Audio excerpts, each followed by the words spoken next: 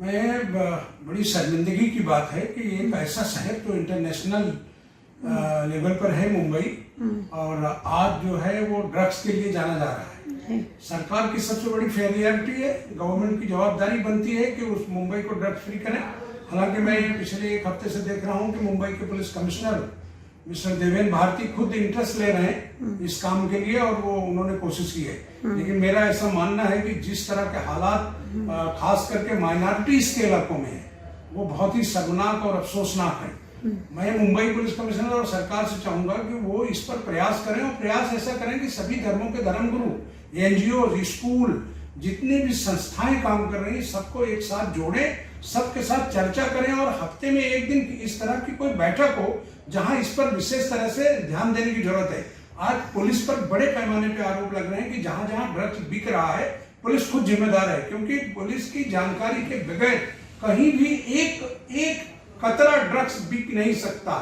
मैं आपको बताता हूं कि मैंने बहुत सारी एरियाज में देखा है कि वो फॉरेनर्स आते हैं और वो रोड पर खुलेआम बेच रहे हैं, रेलवे ट्रैक के पास बेच रहे हैं, कहीं बेच रहे हो, भाग रहे हैं, रोड पर पुलिस दौड़ा रही है, कर रही है।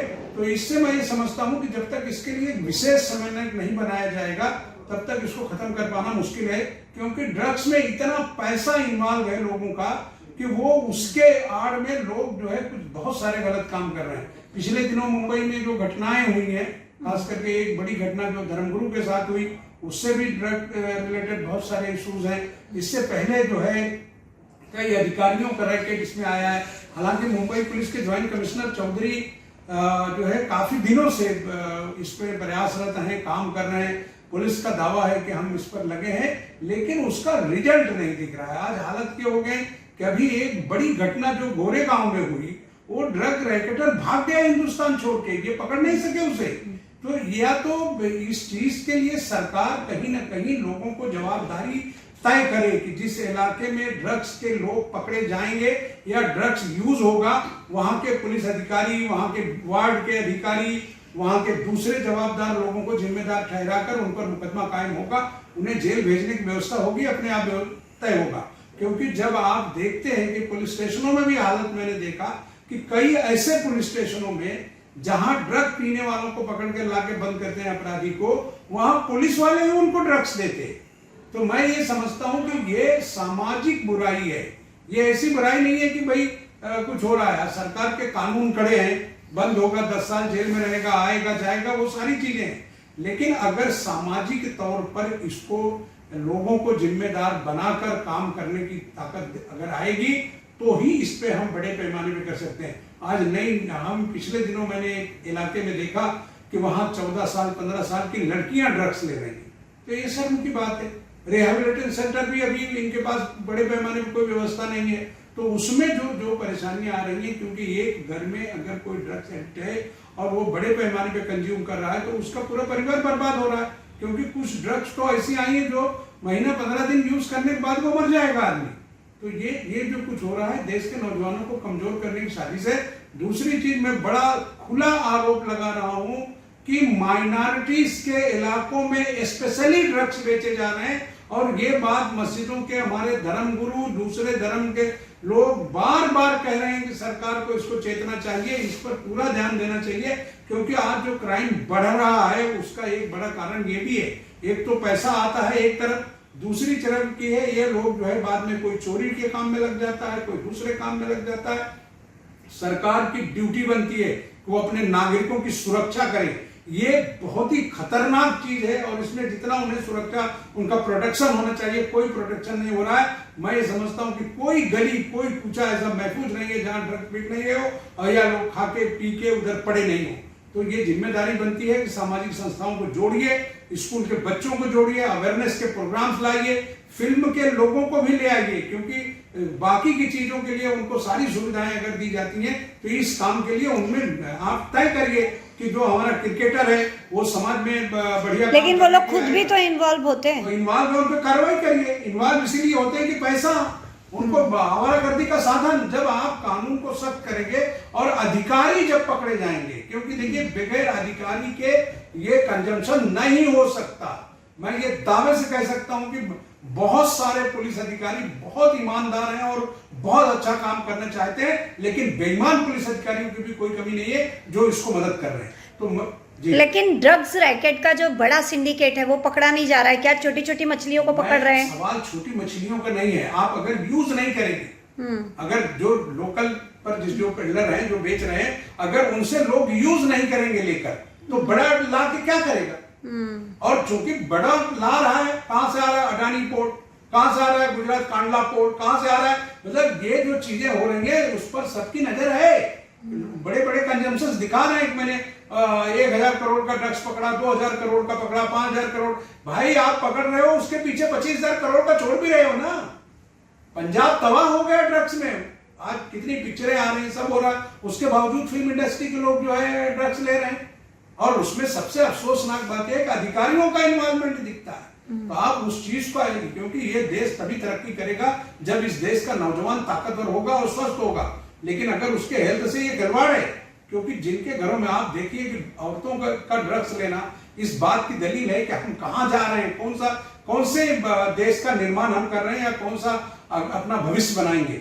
अगर हमारा बच्चा 18 साल में ड्रग्स ले रहा है, 18 साल में वो अस्पताल के चेहरे पर घूम रहा है, उसके घर में मैंने कई जो लोग पिक्चर्स बनाते हैं ड्रग्स के ऊपर, हमने उनकी शॉर्ट फिल्में देखी कि घर की औरतों का क्या हाल हो रहा है, बच्चियां क्या कर रही हैं, वो ड्रग्स के नशे में वो परिवार कैसे बर्बाद हो रहा है, वो दिख रहा है। अगर ये सब सरकार के सामने हो रहा है तो सरकार को उस पर स्पेशली ध्यान देना है। आदमी एक वक्त खाना नहीं मिलेगा उसको, वो चल सकता है, लेकिन ड्रग्स का अगर वो लेता है तो उसका तो पूरा परिवार तबाह हो जाएगा ना। तो सरकार को इसके लिए फंडिंग करना चाहिए, स्पेशल इसके लिए फोर्स बनानी चाहिए, और उस फोर्स में खास करके हमारे यंगेस्ट बच्चे या एनजीओ जो मुंबई में काम करते हैं, हर धर्म के एनजीओ और धर्म के धर्म गुरु को इसमें इन्वॉल्व करिए, क्योंकि जब धर्म का दबाव बढ़ेगा तो लोग जो है उस काम को करेंगे, नहीं तो ये तो बर्बादी की ओर जा रहा है हमारा शहर।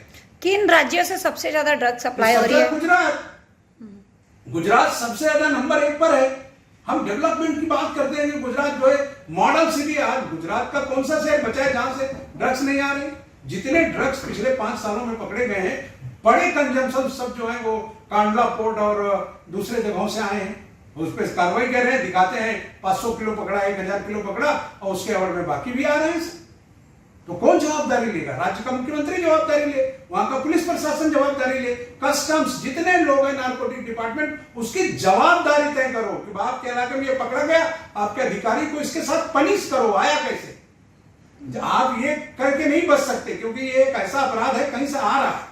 आदमी किसी का मर्डर करता है, किसी का घर लूटता है, कोई चोरी करता है, इस तरह का अपराध उसके सामने हो रहा है। ये एक ऐसा अपराध है जिसको लाया जा रहा है, और इससे पूरा देश बर्बाद हो जाए। तो मैं ये समझता हूं कि जब तक आप जवाबदारी तय नहीं करेंगे, नहीं होगा।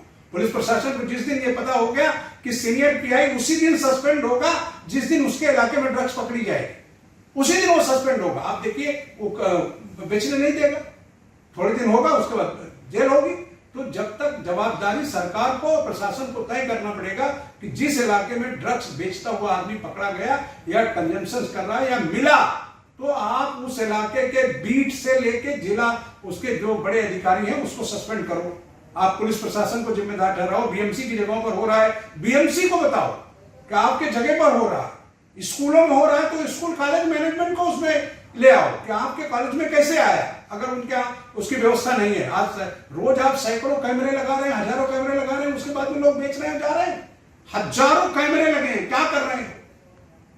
सरकार और पुलिस की मिली भगत है। मैं नहीं कह रहा हूँ कि मैं आज सरकार में नहीं हूँ, कल हमारी भी सरकार हो सकती। अगर हमारी सरकार में भी होता तो हमारी सरकार को भी पनिश करो, क्योंकि ये वो चीज है कि सशक्त समाज, अगर यंगेस्ट लोग अगर तैयार रहेंगे, हमारी बेटियां, भाई बहन, तो हम एक अच्छा सशक्त समाज देंगे। वो कोई भी समाज हो, चाहे हिंदू भाई का समाज हो, मुस्लिम भाई का समाज हो, सिख का हो, पारसी का हो, लेकिन अगर वो बच्चा ही कमजोर होगा, वो ड्रगिस्ट होगा और इसमें इन्वॉल्व होगा, तो आदमी क्या काम करेगा? आज का युवा वर्ग मतलब इस ड्रग्स सबसे ज्यादा आज युवा वर्ग इस कदर इन्वॉल्व है कि हम सोच नहीं सकते। अब तो बहुत सारे समाज में ये तय कर दिया गया, शादी ब्याह होने से पहले उनका टेस्ट कराया जा रहा है कि ड्रग एडिक्ट है क्या, नहीं तो उसकी शादी नहीं होगी, क्योंकि उसके बाद बच्चा जनने की जो क्षमता है वो खत्म हो जाएगी। तो हम कौन से भारत का निर्माण करेंगे? समाज का एक अंग है ये, इसमें सारे अंग मिले होंगे। और ये ऐसा है नहीं दिख नहीं रहा है भाई, आदमी आज रातों रात एक आदमी रोड पे घूमता है, उसके पास 5 साल कुछ नहीं था, 5 साल में वो गाड़ियों में टहल रहा है, कहां से आया? इंक्वायरी करो ना। अगर वो ड्रग्स का पैसा जेल भेजो, उसको मारो, उसको उसके साथ जो भी सरकारी कानून कायदा हो सकता है वो करो। लेकिन ये तभी होगा जब आप अधिकारियों को जिम्मेदार ठहराकर उनको भी जेल रखने की व्यवस्था करें। अगर आप उनको पता है कि मेरे साथ कुछ होना नहीं है, मैंने केस बनाया, वो सामने वाला पैसा भरेगा, अदालत में वकील उसको छुड़ा देगा, वो आदमी खेल रहा है कि अधिकारी उसको पैसा दे देगा। आयोग को इमीडिएट जिम्मेदार ठहराओ, अगर वो कन्विक्ट नहीं होता तो आयोग को पनिश करो। तो जब तक सब समाज के हर अंग इससे जुड़ेंगे नहीं, ये व्यवस्था हम खत्म नहीं कर पाएंगे। Thank you sir.